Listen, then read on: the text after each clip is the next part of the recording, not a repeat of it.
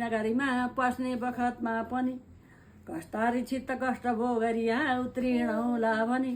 चिन्ता धेर हुँदा युधिष्ठिरजीको मनमा लहड्यो गयो।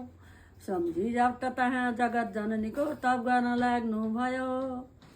मालिक 14 भुवनकी जो भगवती खातिर बजाइमा गई लीला गर्नुभयो यशोमतीका कोखबाट पैदा भई नन्दैका कुललाई उज्जवल गरी भक्तै उपर प्रेम धरी कंसैको पनि गर्भ नाश हुन गयो जसको प्रभावले गरी कंसैले गई मार्नको मन गरी हातमा उठायो जसै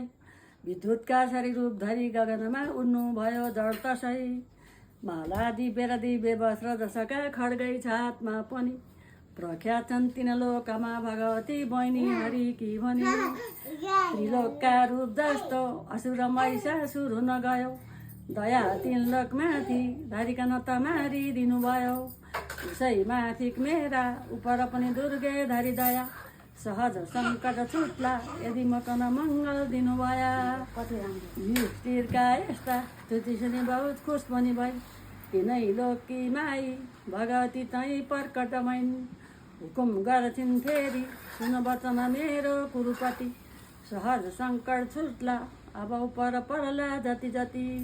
कृपाले मेरा फेर जगतभरिका दुश्मन जति